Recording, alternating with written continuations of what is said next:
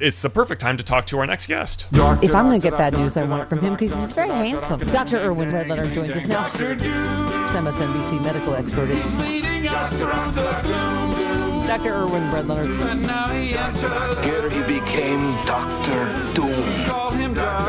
Dr. Irwin Redlenner is the founding director of the National Center for Disaster Preparedness and senior research scholar. Dr. Doom. Good morning, Dr. Redlenner. Hello, Travis. We need to have Chris. How are you guys? Good. How are you? We need to have a word, though, because I believe it was 2 weeks ago before I went on vacation, and Stephanie was on vacation, and you were unable to join us because you had a very busy schedule while you were in Ukraine. And I told you to stay safe, and I said that my mom said you needed to stay safe. And the next thing I know, I'm looking at tweets from you saying, a wild couple of hours in a shelter where I heard and felt missile impact. Dr. Redlenner, Mama Bone's not happy.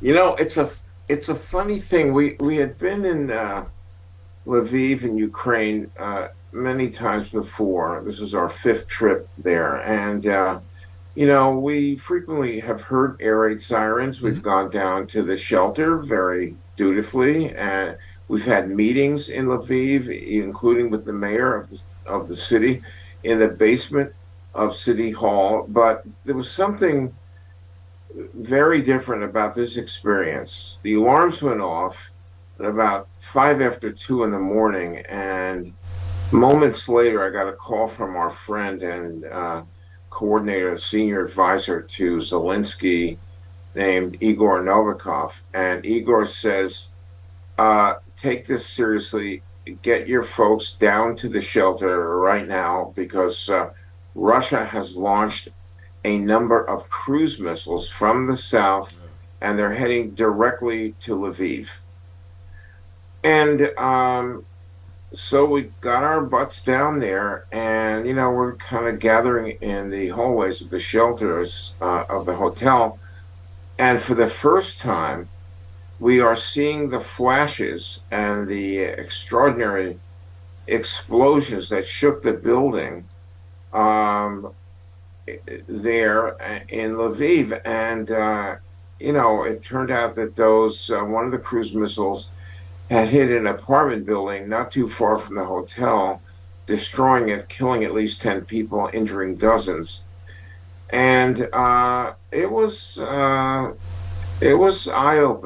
I don't know how, it's hard to describe how we felt, Travis, because we were there. There were people in the shelter who were crying, and Joan Baez, who was with us. Let's clarify this.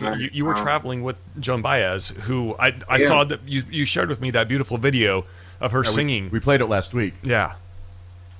Yeah. Well, you know,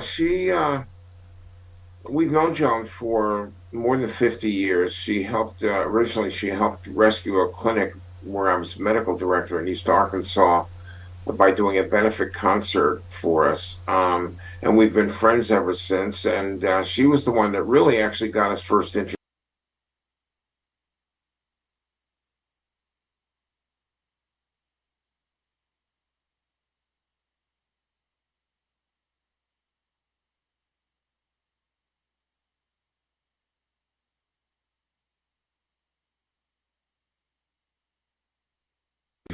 70 miles south of the Belarus border, and she sang Imagine, John Lennon's song, in front of a wreckage of a building.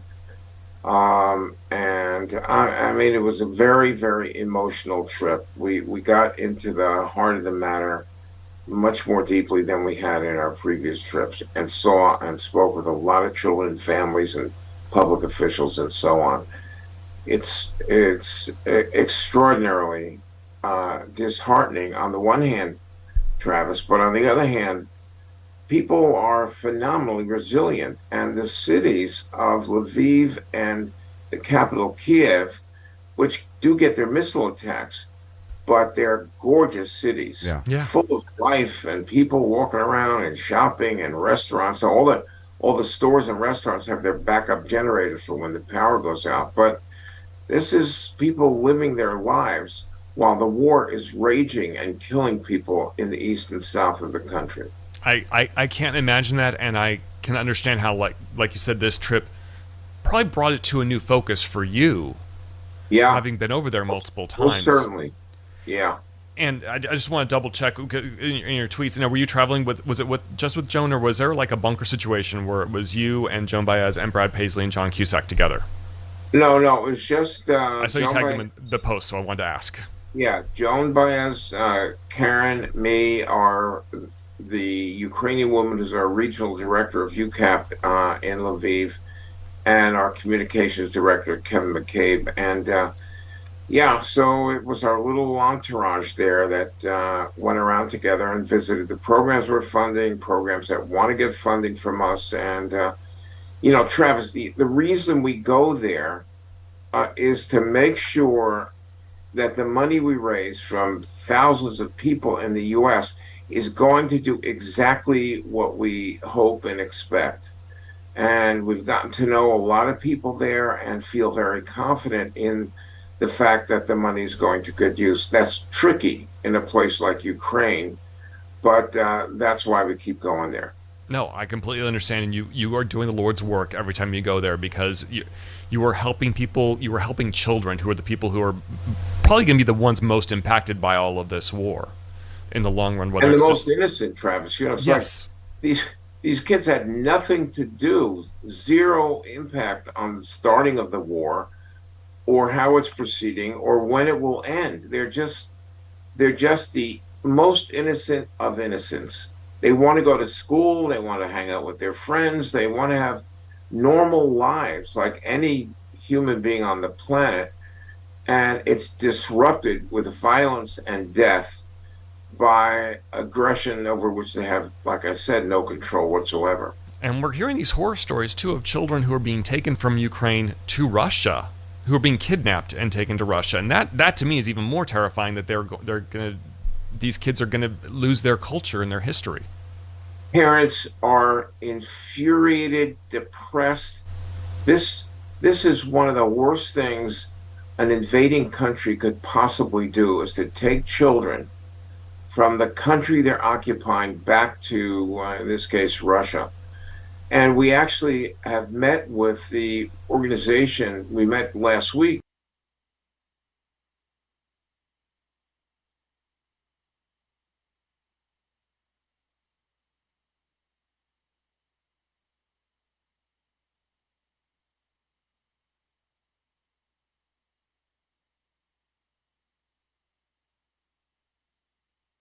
He's fantastic. We're going to fund those efforts. We've already committed to that because this is such a searingly painful reality for Ukrainian people. Yeah, and this week there's been a little bit of I've seen some pushback about the way President Zelensky, who's been at the NATO meetings, and they've been talking about aid packages, and people were concerned about the way he was being aggressive about the need for Ukraine to get into NATO.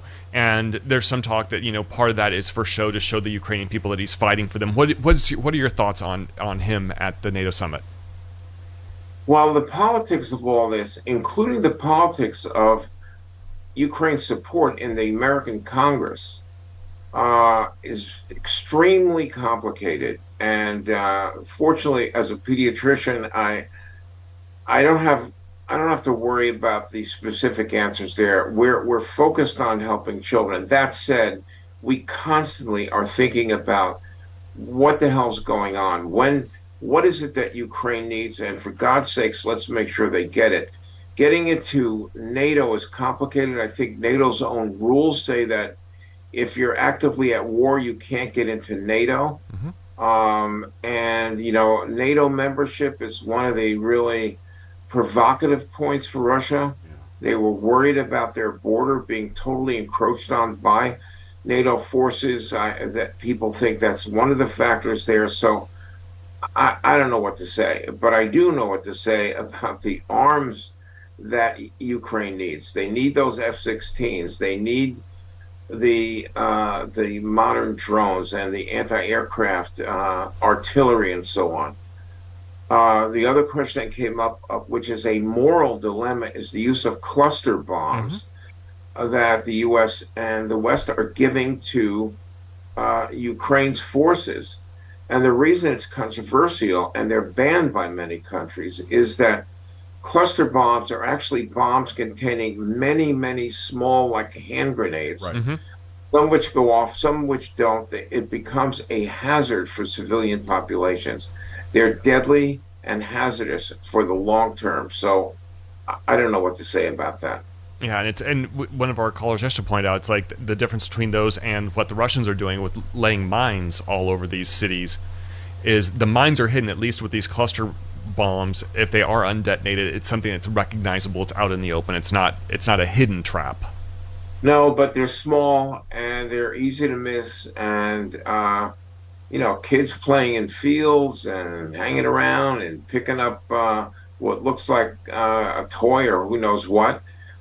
This is a true civilian hazard. And I think the difference that Carl was talking about is kind of like, I don't know, it's, not much substance. But I understand where he's coming from, but they're very dangerous weapons, effective in warfare, of course, Sure. but dangerous to civilians.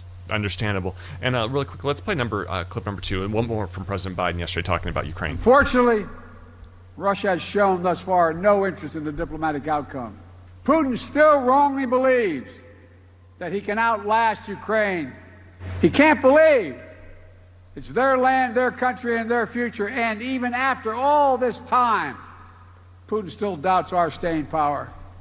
He's still making a bad bet that the conviction and the unity among the United States and our allies and partners will break down. He still doesn't understand that our commitment, our values, our freedom is something he can never, never, ever, ever walk away from. It's who we are. And the reason I played that is I want to talk to you, because you've been there, what's the spirit you see from the Ukraine people? Because I feel like that's something that we need to make sure that... Yeah. A year after the war started, what's it like there? It's astounding. Wow. Their determination, their resilience. You ask almost any Ukrainian, how will the war end? When will the war end? They say, it'll end, but it'll end with Ukraine's total victory, the complete expulsion of every Russian from every square inch of Ukrainian territory. These are people that we've spoken to that have lost loved ones, have experienced unspeakable trauma in the east and the south of the country. Nobody wavers, at least not publicly, and at least not to outside visitors.